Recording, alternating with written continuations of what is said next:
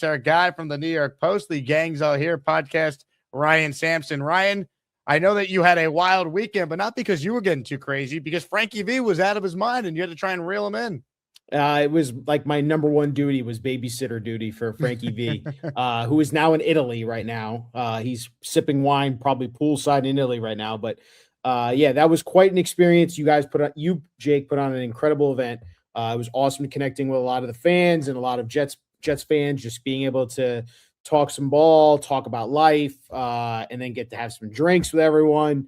I partied hard. Don't you worry. I was still recovering till about Wednesday last week before I started feeling like myself. But AC did me dirty, and you put a great party, man. I appreciate you being there. It was awesome to hang with you. And I just wish I knew you were winning all this money at the craps table. I could have brought, Corbett over to that. We were playing blackjack the whole time. Did pretty well. I can't complain. Had a good night gambling, so I'll take that as a win for myself. And look, when you asked me to come on, I put myself on the green screen. Figure I'd keep us green for the Jets because we're about to talk about some Jets training camp football here, man. That's right. Keep the vibes green here for the Jets. I mean, look, the Jets enter training camp. The one big story that was potentially hovering over them was Geno Smith. It sounds like they avoided any nightmare scenario where he's charged with any wrongdoing. So he's going to be full go, ready to go when the Jets start training camp.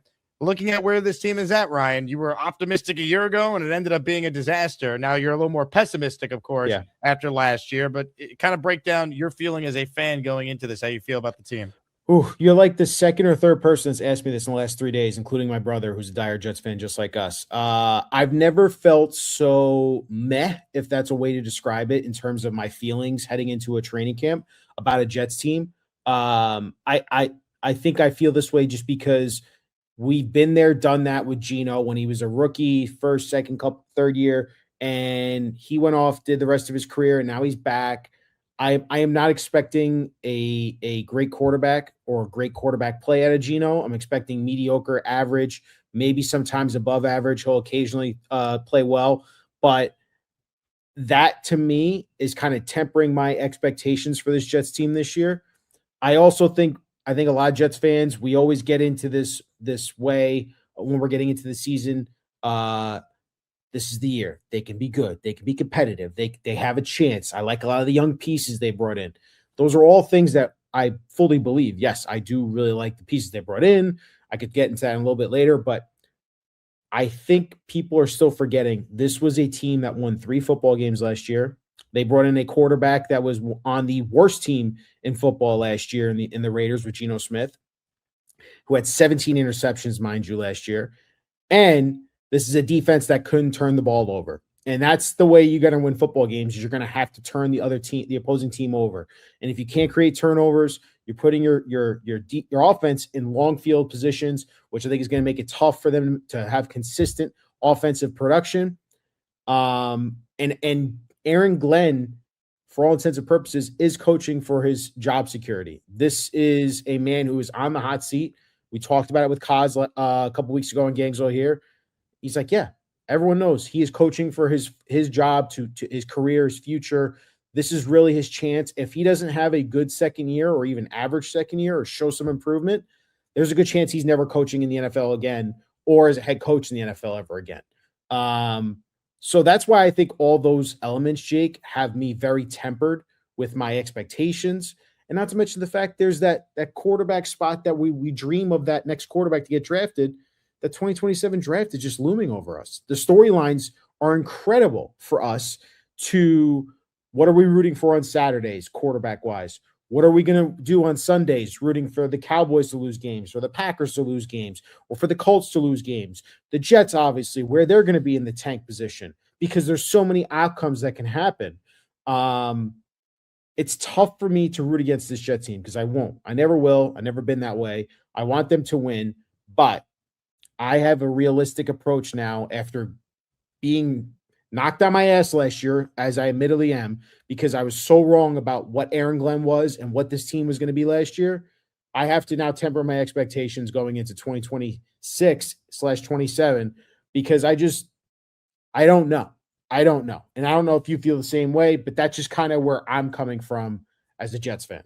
The Jake Asman Show is brought to you by PrizePicks. Check out PrizePicks right now. If you're a sports fan They have something for everyone, especially if you're one of my listeners and you're gearing up for the upcoming Jets season. For player picks on PrizePicks, you just pick a player you like and you go more or less on a few of their stats. Check out some of the numbers they have for some of your favorite Jet players: Geno Smith, Breece Hall, Garrett Wilson, Omar Cooper Jr., Kenyon Sadiq, and many more. PrizePicks should be your go-to, and check out their new offer right now. Play your first $5 and get $150 in lineups if you win. All you need to do is sign up and use that code HMA. That's PrizePicks code HMA. Download the app now or click the link in the description to download the PrizePicks app today.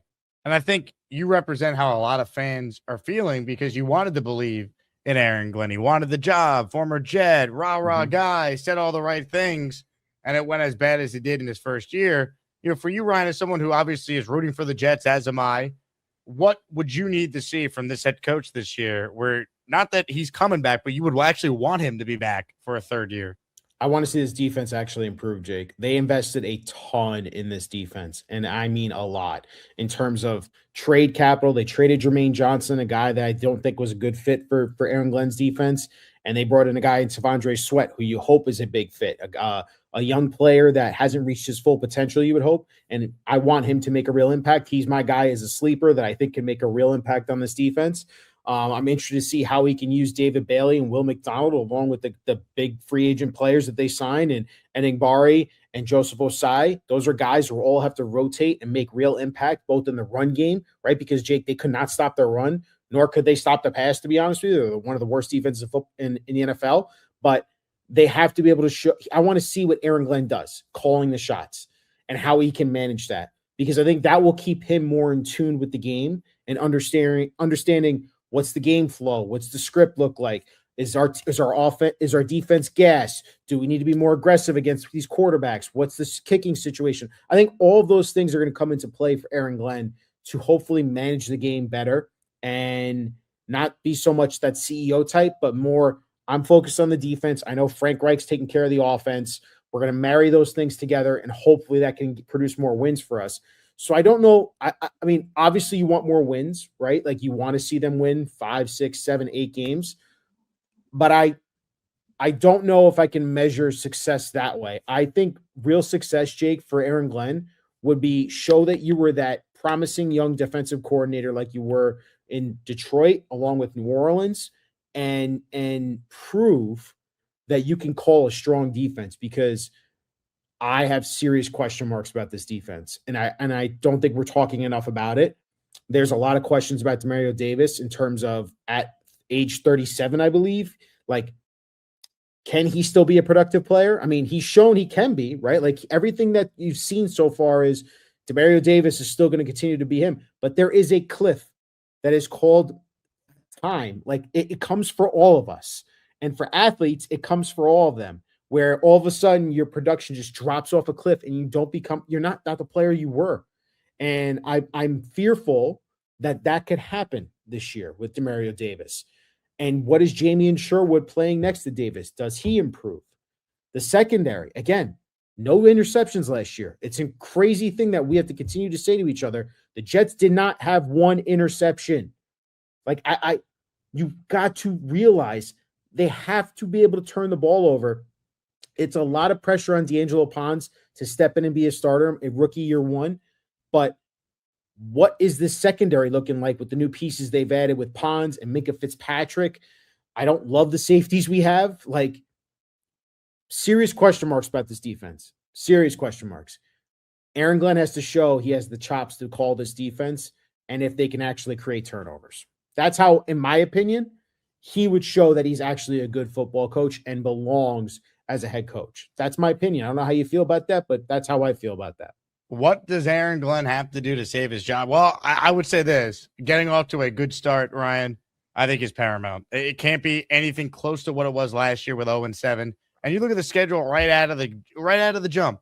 You're playing Saleh week 1. For all of Saleh's issues, I know the man can coach defense. I know he had the Jets at 6-3 in his second year with Zach Wilson as his starter, 7-4 with Mike White before he got hurt, and then it fell apart. But at least we had a season. Yeah. Like, win week 1 if you're Aaron Glenn. Put to bed the 0-7 last year, all the bad, awful vibes of how the final 5 games went, at the end of last season showed things are different. I've gotten pushback from some, including people around the Jets for this, but I stand by it. I think week 1 is as close to a must-win as you could have in a season opener. I think it's that gigantic of a game early on. I mean, look, you're going up against a quarterback who struggled tremendously last year, right? In Cam Ward, and 2 coaches that were fired here in New York, in Saleh and Brian Daboll, who's calling the offense over there. So you want to be able to show, if you're Aaron Glenn, how do I stop this offense, right? Like, how do I contain Carnell Tate? How do I make sure I don't get burned deep by Cam Ward using his legs and getting out of the pocket, and I'm not be able to get pressure on him to force. He could turn the ball over, make the young guy to force turnovers. It's a new offense for him. He's got to learn the Brian Daboll terminology and be able to show that he can be an effective quarterback. So, yeah, I agree with you, Jake. Go win week 1. Go beat the young quarterback that's trying to prove himself in this league. You have this opportunity. Robert Saleh, I think, is still trying to import a ton of the defensive players on his side of the ball. We've seen who they've invested in, former Jets and former Giants players, to be on that side of the ball. So it's definitely a must-win, especially if Aaron Glenn wants to prove that he belongs as a head coach. That's his opportunity to make a statement week 1. Go out there and win. I don't even care, Jake, if it's a last-second field goal. Just win the football game, because at that point, you will show to us as Jets fans, all right, maybe he's as tough as he says he is. He got grinded out a win. If he grinded out a win, Jake, I think you and I would be like, hey, credit to Aaron Glenn, going on the road, winning week 1 in Tennessee with Robert Saleh, with his new team. He's going to have it. He's going to have his guys riled up. I mean, they're honoring Chris Johnson before the game. It's going to be an emotional crowd. The fans are going to be into it.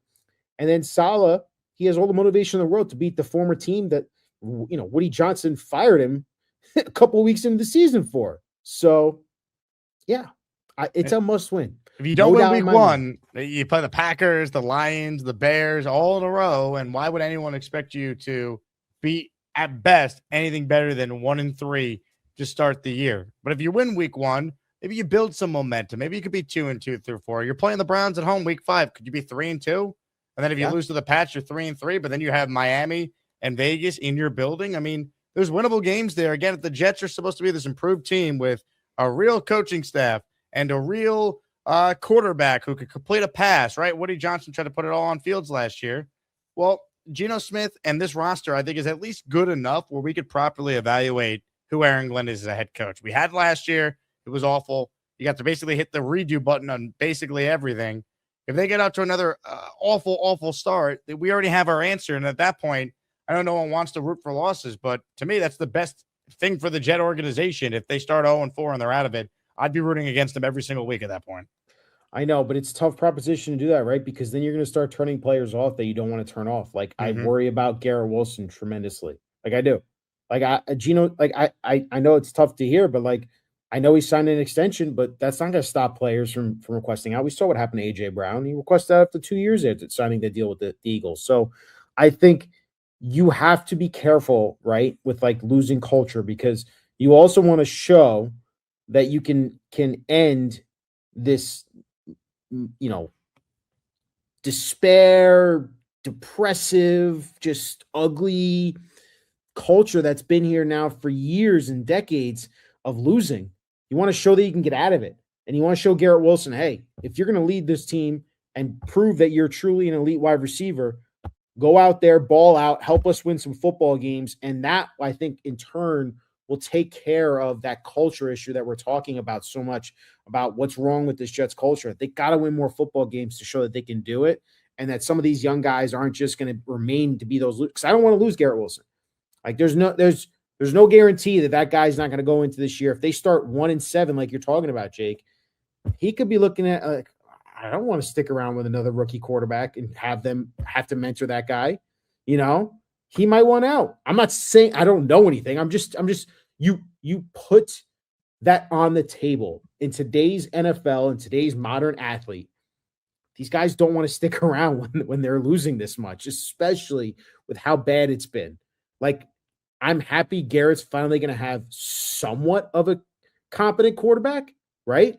Like, you think about he had Aaron Rodgers, But we all know when Devontae Adams came in, he was pushed aside as the number 2 option, which frustrated Garrett.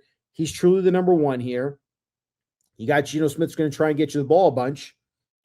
Go out there and ball out. That's all I got to say. Like, just you got to try and prove that you can win some football games here. Hey, here's the deal. Just got no chance unless you click on that like button. And you got to make sure you subscribe to the Jake Asman Show. You don't, you can get the f*** out. Now let's go, Asmaniacs. We're built for this shit.